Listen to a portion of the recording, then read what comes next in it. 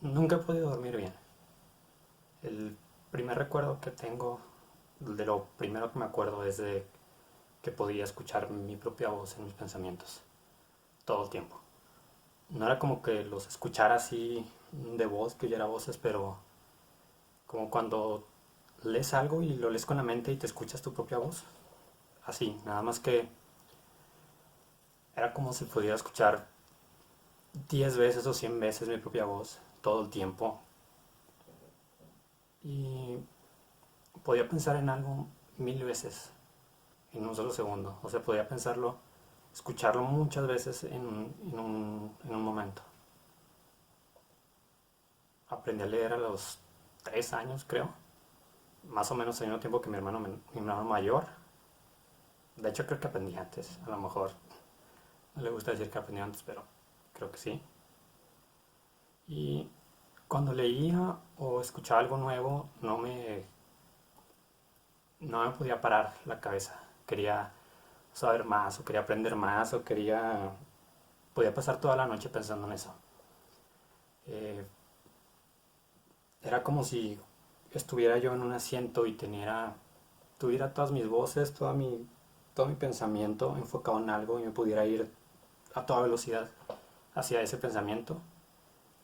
Y creo que así fue siempre. Eh, de noche no dormía porque quería estar pensando, quería seguir pensando, seguir sabiendo que no me podía detener de lo que quería, en lo que quería pensar, en lo que quería imaginar, en lo que quería ver. Me acuerdo que una vez de niño pensé en la muerte y me asusté y desperté a mi mamá como a las 4 de la mañana, tenía como 4 años, fue en la madrugada y mi mamá se sacó de onda de que su niño de 4 años había tenido una crisis existencial, había descubierto el miedo a la muerte inminente. Y cuando entré a kinder, a mis compañeros les estaban enseñando a dibujar un círculo, a hacer su nombre y, y yo ya sabía escribir, ya sabía leer, yo escribía cuentos, hacía dibujos. Entonces la maestra de kinder le dijo a mi mamá que me saltaran de grado y me llevó a la SEP. En la SEP me enseñaron a sumar, restar, multiplicar, me enseñaron las tablas en un día. Me pusieron un examen de niños de tercer año y lo contesté bien. Me dijeron que tenía la inteligencia de un niño de 8 años y que era un genio y no sé qué tantas madres. Que era niño cas, que era un prodigio y un chingo de cosas que me dijeron desde entonces. Pero a mi mamá no le gustaba la idea de que estuviera en tercer año, teniendo 4, así que cuando cumplí los 5, empecé la primaria. Como de noviembre a abril había hartado la maestra, había terminado todos los libros de la SEP, había contestado todos los exámenes, no sé, ya no era ni vacaciones de Semana Santa y yo había acabado con todo. Entonces les dijeron a mis papás que me mandaron a un colegio donde pudiera haber lo que sea que yo necesitaba porque no sabían qué hacer conmigo. Después me metieron a un colegio en segundo año y no fue muy diferente. Creo que durante 2 o 3 años fui el primer lugar en todo, puros dieces, no sé, no debo ser el único. Pero aparte de eso, cuando todos salían a jugar fútbol o todos los niños, todo el recreo estaban jugando fútbol, yo me quedaba en el salón de clases y estaba escribiendo o estaba dibujando o no sé qué estaba haciendo, pero yo me quedaba simplemente pensando cosas, le daba vueltas a las cosas, me podía quedar horas nada más estando pensando, me hacía el dormido en el recreo para estar pensando mis cosas, estar imaginando y no hacía nada más que estar ahí sentado pensando. Me gustaba dibujar o hacer cuentos, escribir historias y cuando hacía esas cosas sentía que se me aceleraba el corazón. Era como me emocionaba. Empezaba a hiperventilar, sudaba, o sea, dibujaba una historieta o dibujaba cualquier cosa, escribía un cuento y empezaba a sudar y sentía como latía un corazón fuerte. como cuando corres un chorro y te cansas y sientes tus pulsaciones en los oídos o en los ojos, así lo sentía, pero solo de estar sentado escribiendo. Me podía causar euforia nada más de estar sentado pensando. Era como si fuera en un auto de carreras manejando yo y tenía todo mi pensamiento, todas mis voces, todo lo que tenía en la cabeza atrás de mí y yo podía conducir ese auto, irme a toda velocidad y seguir un pensamiento, una idea y no parar, ir a máxima velocidad con ese pensamiento, con esa cosa que se me había ocurrido, completamente dirigido. Me cansaba, o sea, literalmente terminaba cansado, no exhausto así como de, mentalmente exhausto, estoy fastidiado, no, es físicamente. Estaba sofocado, a veces hasta sudando después de hacer eso, o sea, físicamente lo resentía. De niño pensaba que iba a tener poderes psíquicos porque decía, no, es mucho lo que siento cuando estoy pensando esas cosas, cuando pienso en algo. Y al principio no, al principio todo estaba normal, pero conforme avanzó la primaria, como que esas voces que tenía atrás conmigo manejando empezaban a voltear a la ventana y se empezaban a distraer. Y eso no hacía que yo me saliera del carril, yo seguía conduciendo a donde quería ir, pero cada vez sentía que miraban a otra dirección o se distraían más o me costaba decirles, hey, estamos aquí. Y al principio era muy poco hasta que ya empezó a pasar cada vez más y cada vez más y cada vez más, al grado de que creo que en cuarta, quinto, por primera vez saqué un 8, después un 7, después un 6 y ya hubo un punto en el que era más el tiempo en el que no podía enfocar mi cabeza, al tiempo al que sí lo podía enfocar. Salí de prepa con 6, 6.2 o 6.6. Sí, siendo un niño genio salí con 6 de prepa. Porque ya cada vez no solamente no lo podía controlar, era más difícil hacer que regresaran. Si quería ir a enfocarme en algo, más cosas iban hacia afuera y menos podía regresarme. Y no lo sé, pensé que era normal o no le daba, no sé. Entré a la facultad y ya era más el tiempo en el que no estaba centrado. Y era muy difícil porque todos los días en medicina tienes que leer algo, tienes que estudiar algo y en teoría lo hacía, pero todo el tiempo estaba tratando de decirles, hey, aquí, todo el tiempo era aquí, aquí, tenemos que estar aquí, aquí, aquí, no te vayas para allá, vente para acá. Tenía que estar así todo el tiempo y eso hacía que me doliera, no demasiado, sino muy seguido la cabeza. Creo que casi todos los días me dolía la cabeza en los primeros 2 años de la facultad. Y no sabía por qué. Empecé a tomar analgésicos y medio lo calmaban, medio no. Y llegó un punto en el que dije, ok, no es normal que todo el día me esté doliendo la cabeza, que todos los días me duele la cabeza. Así que lo más lógico fue que me llevaron con un neurólogo. Me hizo una resonancia y no tenía nada. Al parecer solo era una migraña. No me acuerdo cómo cefalea mixta, algo así, me dijeron. Y me dieron tricíclicos como abortivos para quitarme los dolores de cabeza como estuviera. Pero si todos los días tenía dolores de cabeza, todos los días lo tenía que usar. Entonces, todo el tiempo estaba dormido. Eh, es la primera vez en mi vida que tomé sedantes y todo el tiempo estaba sedado. Así que me la pasaba dormido en clases y dejé de tomarlos. Ya sé que no es la opción más inteligente dejar un tratamiento cuando te lo dan, pero estaba dormido todo el tiempo y cuando me despertaba de todo el mundo estaba enfocado, de todo el mundo seguía escuchando mi voz, haciendo eco hacia todos lados, hacia todas partes, concentrándose en todo, menos en lo que yo quería. Entonces, ay, no me dejaba doler la cabeza, de todos modos. Lo más fácil, lo primero que me decían es, es que te estresas mucho y yo, no me estreso nada. Soy la persona que menos se puede estresar para un examen o para una presentación o un trabajo. O sea, de verdad no me estresaba nada y aún así todo el tiempo me dolía la cabeza. Y luego me dijeron que hiciera otras cosas, empecé a hacer otras cosas Empecé a ir a box, empecé a correr, empecé al gimnasio. En cuarto año, fácil estuve más tiempo en el gimnasio que en un salón de clases. Y de todos modos no cambiaba nada. Mis calificaciones eran 17. Tenía casi perfecto en lo que me gustaba, en lo que era bueno. Era bueno. Y en todo lo demás era apenitas pasar. Y todo no dejaba de escuchar el eco de mi pensamiento yéndose para todas partes.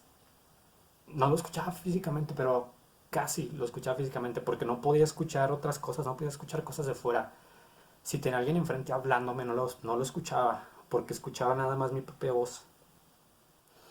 Entonces, en quinto año, más o menos, dije, ok, no tengo el control de mi cabeza, no se los voy a tratar de quitar. Y creo que quinto año es el año más piloto automático de mi vida. No, no sé, como que dejé que mi cabeza se fuera donde quisiera. Curiosamente fue el año más social que tuve. No, digo, a la gente normalmente le gusta que no le repeles nada y que vayas a todos lados o que hagas todo lo que dicen cuando ni siquiera te haces caso a ti, pues menos le vas a repelar lo que dicen los demás. Y pues fue un año en el que no sentí que haya empeorado mucho, pero no sentí que haya avanzado nada tampoco. Después del internado y el servicio fue raro, porque cuando estaba en el internado era como, ah, sí, deberías saber esto. ¿Por qué no lo sabes? Ah, ¿por qué no estabas ahí? O sea, físicamente estaba ahí, pero no estaba ahí. No lo recordaba. Había días, en serio, que no recordaba haber estado. Y ni siquiera era de que tan lejos o no sé, o sea, eran días recientes a veces, de que, tal o tal día esto, y yo así de, sí, ahí estuviste. Y no lo podía recordar, en serio. Y todo el internado fue así de, debería saber esto, debería haber hecho esto, porque no me acuerdo. Y por primera vez sentí culpa, porque era como, debería saber esto, o yo era bueno en esto, y ya no. Y por primera vez me sentí frustrado de no ser bueno en lo que se supone que era bueno. Y un poquito más adelante en el servicio pasó lo peor que me puede haber pasado, y es que descubrí que si tu cabeza va muy rápido y va a todos lados y no la controlas y está todo el tiempo a mil, lo que otras personas usan para apagar su cabeza también funciona con la tuya. Entonces,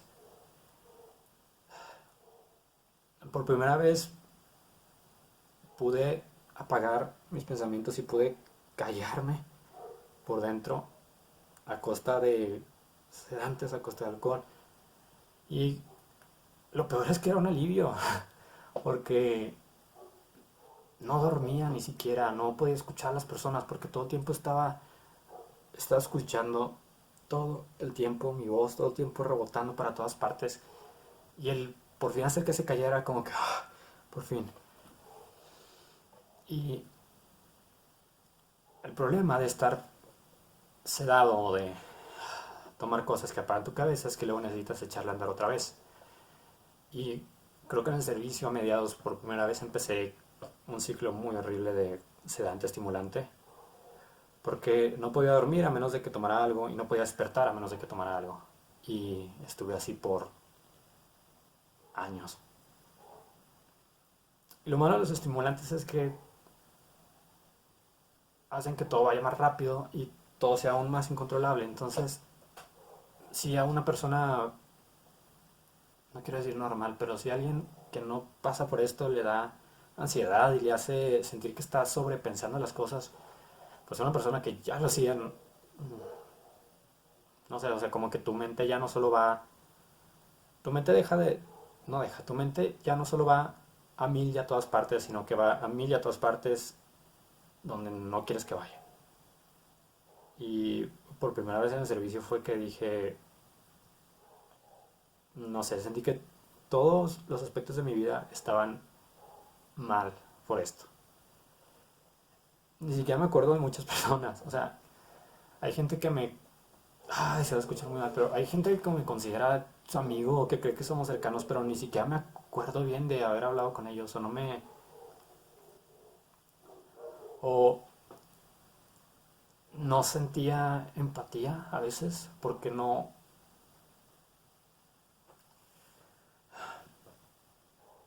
estaba ahí o no sabía cómo pensar lo que ellos pensaban o cómo sentir lo que ellos sentían. Y cuando acabé el servicio ya estaba harto porque dije, wow, no he aprendido nada en 2 años, no estoy haciendo nada, estoy demasiado desenfocado para hacer algo, pero no me voy a enfocar en hacer algo. Me sentía preocupado por no hacer nada, pero tampoco podía hacer algo al respecto y obviamente no pasé mi primer ENARM. Y me acuerdo una vez en tercer año que un doctor dijo de que ese examen era capcioso, diseñado para personas muy inteligentes y me acuerdo que él me dijo, a lo mejor en un momento de lucidez que ya tenía en la facultad, que yo era inteligente, me dijo, si tú presentas ese examen, ahorita lo pasarías porque tienes esa capacidad. Y pues no la tuve. Y de nuevo, se siente muy raro no ser bueno en lo que se supone que eres bueno. Y acabó el servicio y empecé a trabajar. Y me gustaba mucho mi trabajo, muchísimo.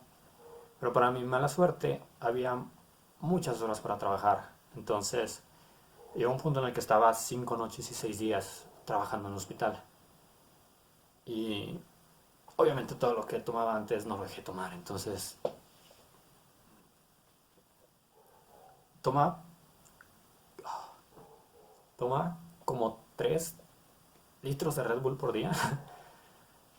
Tomaba el doble de estimulantes que cualquier niño con déficit de atención y obviamente tenía que tomar algo para dormir. Y el problema de esto es que no te das cuenta que no es normal o a lo mejor, no sé, no se me hacía raro, sobre todo porque hay muchas personas que también lo hacen. Entonces yo no sentía que nada estaba mal. O sea, solamente decía, necesitas ponerte las pilas, necesitas estar más alerta, necesitas echarle más ganas, necesitas eh, ver que es importante y era en lo que enfocaba mi atención. Entonces me empecé a hacer adicto a mi trabajo ahora. Y por mucho tiempo no pensé que eso era algo malo, porque me la viví ahí. A lo mejor no mi yo presencial, mi en cuerpo, pero en mente siempre estaba ahí. Entré a trabajar en la tarde y todo el tiempo estaba así. Y luego trabajaba toda la noche. Y la mayoría de los días ni siquiera me dormía en la noche, o sea, ni siquiera descansaba. Todo el mundo se iba a dormir y yo me quedaba sentado en la oficina porque no podía dormir. No por otra cosa, sino porque nunca había podido dormir de todos modos. Y llegaba a mi casa, obviamente, después de estar toda la noche sin dormir, tomaba algo para dormir y me despertaba para ir a trabajar. Y es todo lo que hacía en mi vida en ese año y medio, casi 2 años. Y se me hacía normal. Y aunque entraba a trabajar a las 2, siempre llegaba pasada a las 4, porque esa es la hora que me podía levantar después de lo que había tomado para dormir. Pero nadie me decía nada por llegar tarde, porque cuando estaba ahí trabajaba bien. Hacía todo rápido, hacía todo bien, hasta donde tengo entendido. Y era como que, no pasa nada, siempre llega tarde. Y a mí se me hacía normal porque era como, no pasa nada, llego tarde, pero el tiempo que estoy trabajo el doble. Era mi forma de pensar en ese momento. Y no me podía quedar quieto y no podía dejar de estar haciendo eso y a toda la gente la tenía trabajando a mi ritmo. Los enfermeros me tenían miedo porque no los dejaba que se acercaban a mis pacientes y no sabían exactamente qué iban a hacer y si no lo iban a hacer rápido. Y yo no estaba estresado porque esa es mi manera de hacer las cosas, pero todo el mundo estaba no sé, como si yo estuviera demasiado acelerado.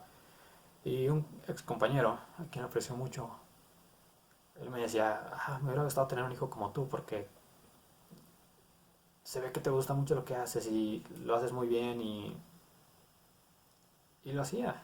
Y me gustaba, pero no me da cuenta de que no estaba bien. Cuando iba a presentar el segundo ENARM, no me podía concentrar para estudiar. Ni siquiera me di cuenta que necesitaba lentes porque tenía años sin leer de verdad. Entonces me di cuenta que necesitaba lentes y me di cuenta que no me concentraba nada para estudiar. No podía pegar la cabeza en un libro. Entonces, normalmente, horrible que se diga normalmente, pero muchas personas toman de que Ritalin y pendejadas así para estudiar en estos exámenes. Pero yo ya tomaba el triple de lo que cualquier persona tomaba y aún así no me podía concentrar. Entonces, además yo no tenía déficit de atención, eso creía yo, porque pues yo había sido un niño genio y los niños genios no tienen déficit de atención. Los que tienen déficit de atención son los que les llaman en la escuela y todo eso. Es lo que yo pensaba. Pero después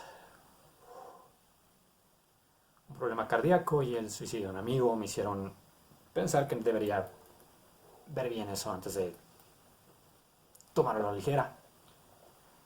Y creo que esa fue la primera vez que toqué fondo, por así decirlo, aunque no sé, luego me di cuenta que podía caer mucho más bajo. Pero esa experiencia me hizo algo horrible que le puede pasar a cualquier persona no muy cuerda, y es que eso me quitó el miedo a la muerte. Y el perder el miedo a la muerte es lo peor que te puede pasar. Porque todo el mundo hace comentarios como de que, ya yo era mediocito no, pues mejor me muero. Pero no creo que muchos lo piensen en realidad, lo digan en serio. Pero ya cuando hay veces que piensas en la muerte y te sientes así ese pánico existencial, pero cuando te deja de dar eso, lo empiezas a considerar y dices, ni siquiera es tan impresionante estar vivo, está sobrevalorada la vida o algo así. Y lo ves también al revés, dices, este mundo no pierde mucho si yo me voy. Y no es que hubiera intentado en algún momento hacerme algo, pero eso, el puro concepto de perder el miedo es algo que te debe asustar. Gracias a Dios, una amiga me recomendó a su psiquiatra, es un subespecialista en psicofarma, y a lo mejor no por las razones correctas, pero empecé a ir a consulta con él. Mi plan era solamente para que me dijera que podía tomar y que no para concentrarme, pero me di cuenta de muchas cosas. Me hizo todo un psicoanálisis a fondo, familia, infancia, amigos, lo que sea, y todo estaba normal. No era la historia del niño con padres que lo maltrataban o un familiar que abusó, no, nada. Digo, no fui a Disneyland ni de niño, pero nada que me hubiera traumado de por vida. No pasó nada raro. No hay nada en mi pasado que no le haya pasado a una persona normal, y aún así había un problema. Pero ese problema, lo que estaba mal en mi cabeza, al parecer estuvo mal desde el principio y toda mi vida estuvo mal. Y ya que me lo pusieron enfrente, dije, oh, ok, sí estaba muy mal. Pero como no recordaba o no había visto lo que se siente, cómo es estar bien, bien, no, creo que no me esforcé mucho. Sí seguí con terapia y empecé el tratamiento, pero ¿han visto los memes de los niños que prueban Adderall por primera vez y que dicen que se sienten así como, bueno, solo que en mi caso no era Adderall porque eso yo no me iba a hacer, estaba con dosis de extraanfetamina súper altas, pero por primera vez dije, wow, así se siente volver a tener el control, así se siente pensar en algo en lo que yo quiero pensar. Y a lo mejor no mejoré mucho, pero por primera vez en años sentí que no estaba empeorando. Porque Desde que tengo uso de razón siempre sentí que estaba empeorando. Todo ese mes estuve yendo al curso del NAR, estuve yendo a terapia, estuve con mi tratamiento y creo que funcionó. Pasé el NAR, saqué el lugar 80 nacional, entonces no estuvo mal. Pero sí me acuerdo que le dije a una amiga a la que me había recomendado su psiquiatra que no me sentía yo, porque ya no estaba acostumbrado a eso. Y que me da miedo sentir que lo que me estaba pasando ese no empeorar, no era por mí, sino por el tratamiento. Y otra vez, no estaba mejorando mucho, pero estaba por lo menos no empeorando. Después entre la residencia, y no es el factor estrés o el ser residente lo que interfirió conmigo, solo fue el no saber manejar las excusas, por decirlo mal. Se ve mal. Mm, no ponen las prioridades, por así decirlo. Porque el tomar 4 medicamentos y 4 terapias al mes se sale mucho de las posibilidades de un residente. Y lo peor de siempre estar mal es que no te das cuenta que estabas empezando a no estar tan mal y que estás empezando a ir peor. Y entonces empecé a dejar de ir o a lo mejor si eran 4 al mes, esta vez solo eran tres, y luego eran dos, y luego una, y luego ya ninguna. Y luego decía, bueno, estos 4 medicamentos, ¿cuál es el menos necesario? Y cosas así, que obviamente ya escuchándolas se escucha súper mal. Pero lo peor de estar así es que ya cuando tocas fondo, no sientes que tocas fondo porque ya estabas ahí. Y no, no podía dejar otra vez de estar escuchando mi propio pensamiento y de estar desenfocado y yendo para todos lados. Y creo que ese fue el punto en el que más se volvió casi físico que lo estaba usando, que lo estaba escuchando. O sea, casi físicamente podía escucharme pensar. Y luego era querer estar con el tratamiento y luego no poder costearlo o no poder acudir a la cita. Y era un tratamiento intermitente que me hacía tener unos síndromes de abstinencia horribles. Y recuerdo que una vez en octubre del primer año de la residencia no podía dejar de escuchar mi voz, no podía dejar de escuchar mis pensamientos y no podía hacer que se callaran. Y no me ha pasado muchas veces que estoy a punto de gritar cállense, porque sientes que estás rebotando tu propia voz 1000 veces. Y tenía a la mano, porque lo tenía a la mano, una caja de tres Olam y una botella de whisky. Y recuerdo que tomé uno de cada uno y no cambió nada. Y luego tomé dos y nada. Y luego tomé tres y ni me daba sueño ni se callaban. Entonces conté cuántas pastillas me quedaban y conté cuánto whisky me quedaba. Y juro que estaba consciente. Tengo la suficiente experiencia trabajando en urgencias para saber que eso no me iba a matar. Estoy 100% seguro que conté y que estaba lo suficientemente lúcido para decir, esto no me va a matar, solo quiero que se callen, solo quiero dormir. Y porque me llegó a pasar estando dormido, o sea, me han llegado en guardias o no sé, me han llegado a escuchar que me despierto gritando o moviéndome y no es porque sean pesadillas, simplemente son como sueños muy fuertes, sueños muy vívidos, pero me he despertado riendo y no me acuerdo por qué, o moviéndome o gritando y no me acuerdo, solo estoy tan concentrado en mi sueño que me hace despertar, porque activa esa parte de mi cabeza que me pone alerta. Entonces necesitaba noquearme esa noche y funcionó. Me noqueé lo suficiente como para que tuvieran que entrar a despertarme. Y estaba consciente de que eso no me iba a matar y no lo hice con esa intención y lo hice para llamar la atención porque no veo cómo podría ser eso para llamar la atención. Pero sí tengo que admitir que llega un punto en el que haces cosas como que cada vez más al límite, como que más peligrosas o combinas más cosas o haces más... Llega un punto en el que dices, ok, esto podría matar a alguien, pero a mí no me va a matar. O esto podría salir muy mal, pero no, no va a pasar eso. Y lo peor de todo es que como pierdes ese miedo a la muerte y lo tienes así como que una voz así que te dice de todos modos, si llegara a pasar, no pasa nada. Otra vez, no es que nunca lo haya intentado, pero aún así sigue siendo un lugar muy, muy peligroso para tener la cabeza. Y no es que no me importara lo que, o sea, otras personas, no es que no dijera,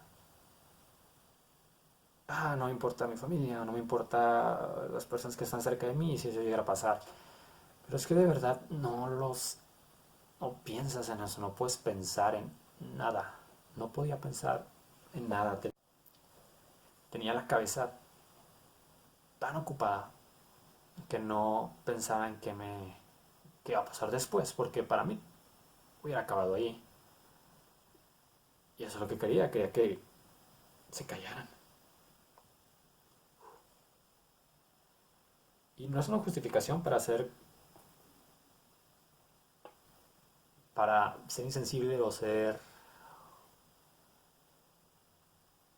para no tener empatía, pero cuando alguien te dice, es que ponte en su lugar, es como, no puedo ponerme en su lugar. Cuando alguien me decía, piensa en lo que esa persona va a sentir, yo en su lugar no hubiera sentido nada, porque solo podía pensar, no podía sentir nada, solo podía escuchar mi propio pensamiento y no me podía poner en el lugar de nadie a mi alrededor. Afortunadamente eso de octubre fue muy leve, dentro de lo que cabe, y seguí con mi segundo año, pero mi segundo año fue mi año de pandemia, entonces intenté lo más que pude, no, no fue lo más que pude, pero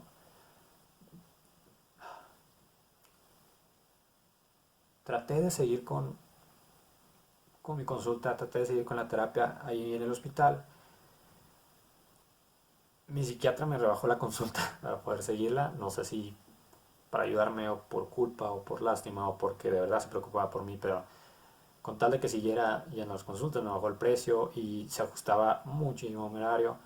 La terapia con el psicólogo del hospital también se ajustaba mucho el horario, pero en marzo el hospital consideró que no era indispensable tener un psicólogo en el hospital y lo corrieron. Y más culpa del hospital, era una pandemia, es una pandemia. Pero no me he dado cuenta lo que esas personas, lo mucho que eso evitaba que me fuera cuesta abajo, hasta que me fui cuesta abajo. Y de por sí no es como que estuviera mejorando mucho, pero no sabía que era peor, si tomar medicamento o no tomarlo, si los síndromes de abstinencia o lo que te da tomar el mismo medicamento. Si han tomado algún medicamento que juega un poco con tus neurotransmisores, se deben dar una idea, pero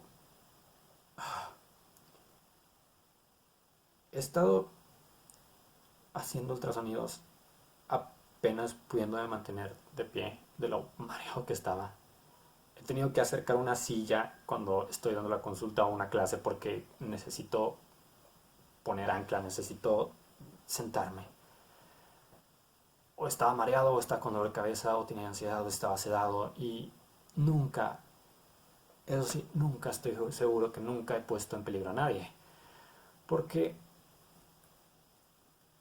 siempre estaba consciente y decía, ok, no estás bien para estar aquí. O, ok, hoy no es una buena idea que estés aquí, hoy no es una buena idea que te quedes o que llegues todavía.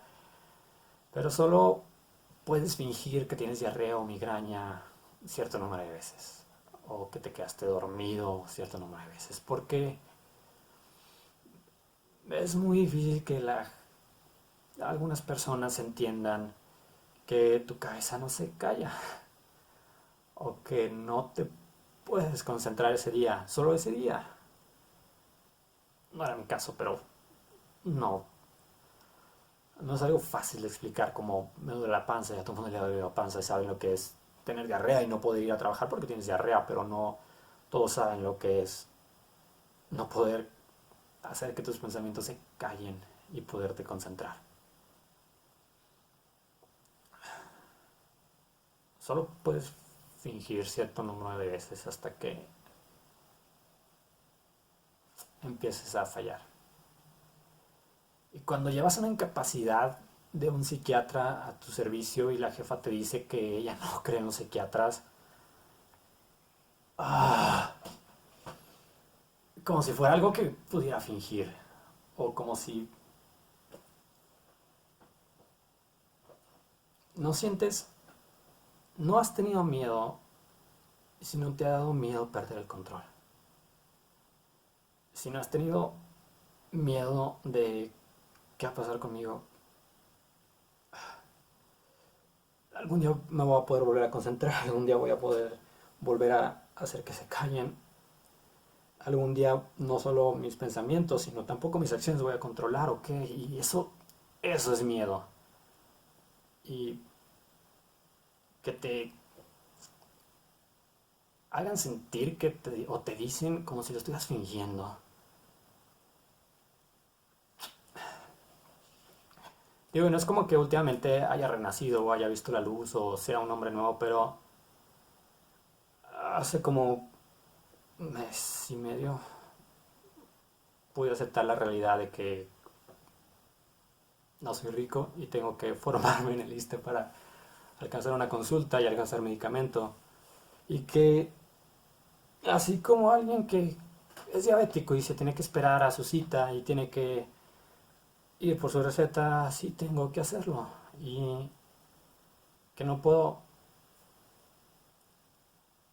estar bien con otras personas o no puedo curar a alguien si yo estoy enfermo. Y a lo mejor para muchos es obvio o están diciendo que, ah, pues sí, güey. Pero para mí no lo era. No era para mí una enfermedad. Porque nunca te enseñan que es una enfermedad, no concentrarte. O no hacer que tu cabeza se calle o no controlar tus pensamientos.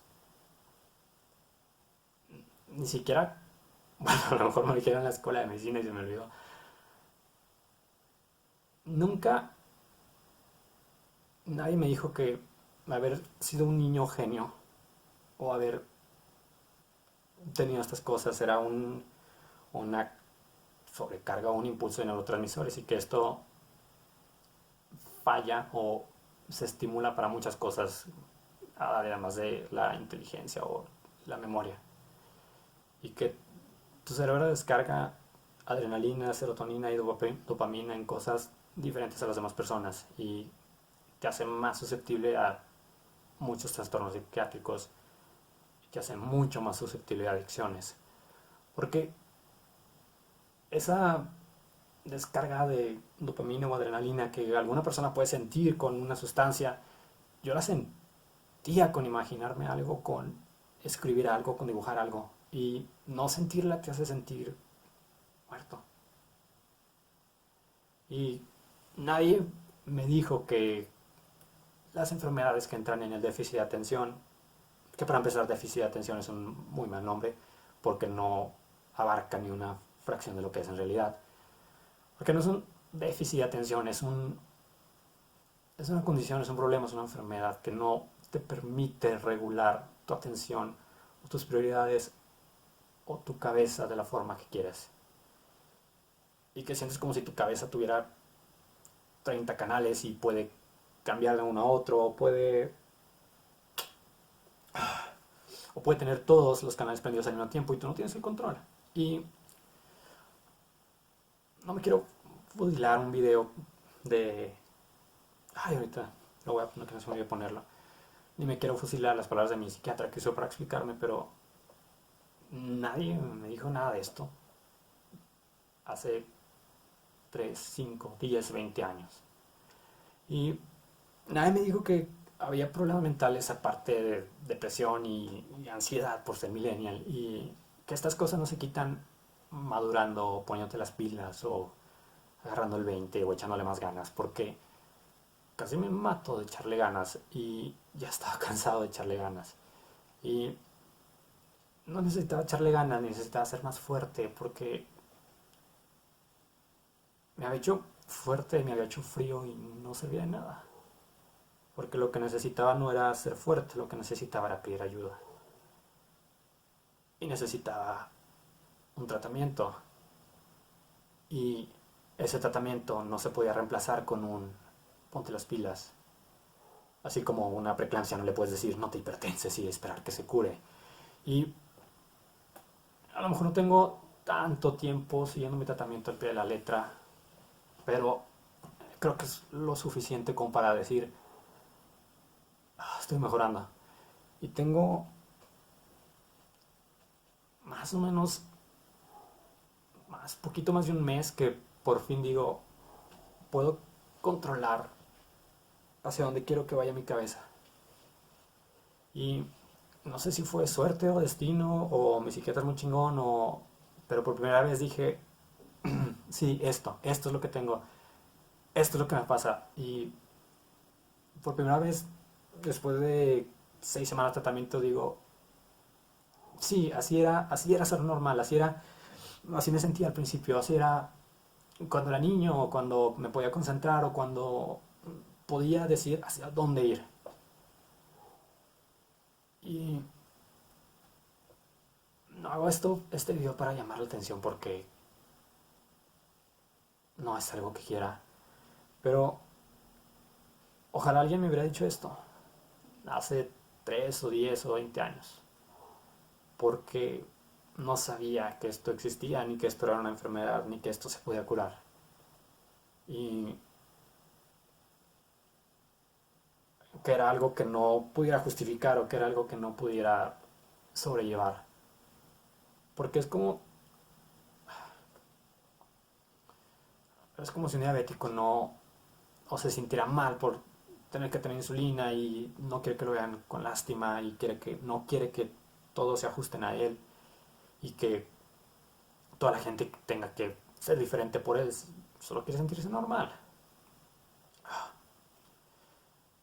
Y hace 20 años o cuando de niño me di cuenta de esto, nunca pensé que hubiera alguien más que pudiera escuchar su propia voz rebotando tantas veces tan rápido. Y hace un mes que vi el discurso de Jessica McCabe, que se llama Fallando en ser normal, y habla un poquito de esto. Y decir, güey, yo también. Así fue, así me pasó, así me siento ahorita. Y hace 20 años no pensé que esto no era normal, o no sé.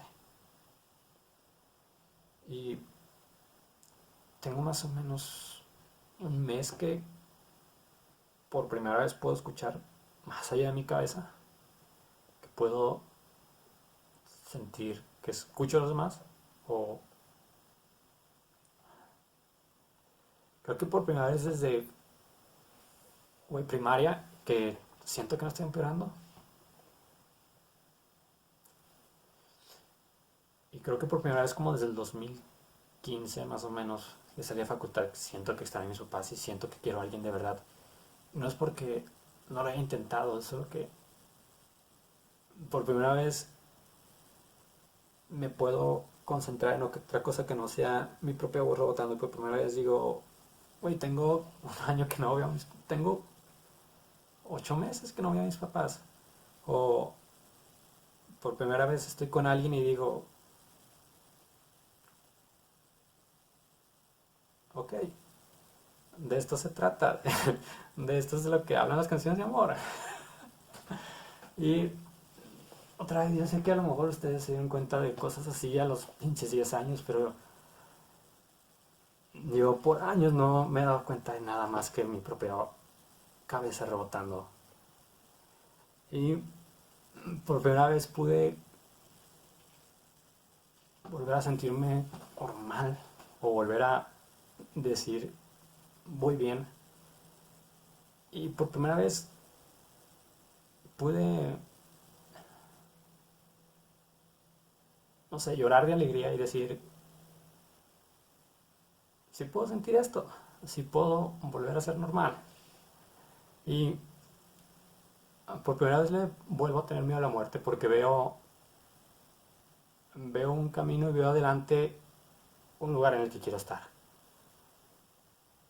Y no sé si volvería a ese hospital aunque pudiera, pero me dio mucho coraje que un médico dijera que no cree en otro médico porque imagínate que tienes cáncer y un oncólogo te lo diagnostica y te cura y vuelves a tu trabajo y te dicen, nah, no creo en los oncólogos, no quiero que te mueras aquí de cáncer, no, no vuelvas.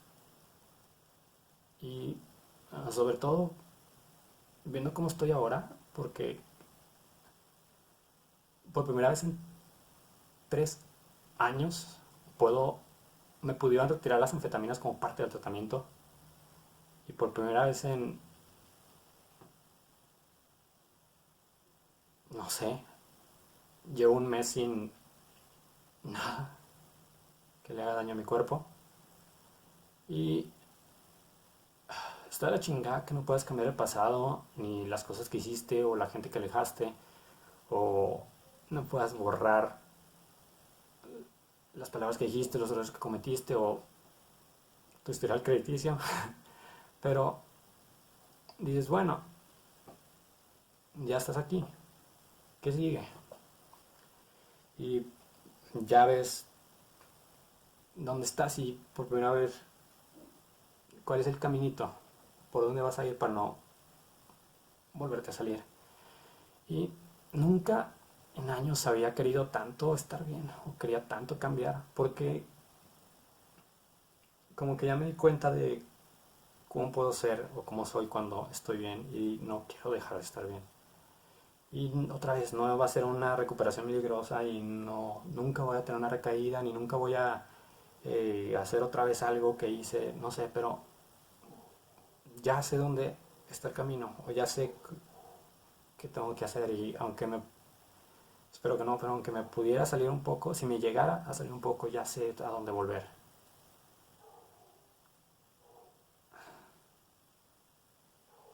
Y no sé cuándo me permitan volver a ejercer, pero no soy una mala persona y no estoy seguro que nunca puse en peligro a nadie, estoy seguro de que no soy un peligro para nadie. Y si mi psiquiatra hizo un certificado donde dice que puedo volver a trabajar, así como yo le puedo hacer un certificado a una mujer embarazada diciendo que puede seguir con su trabajo, no veo por qué no puede hacer así conmigo.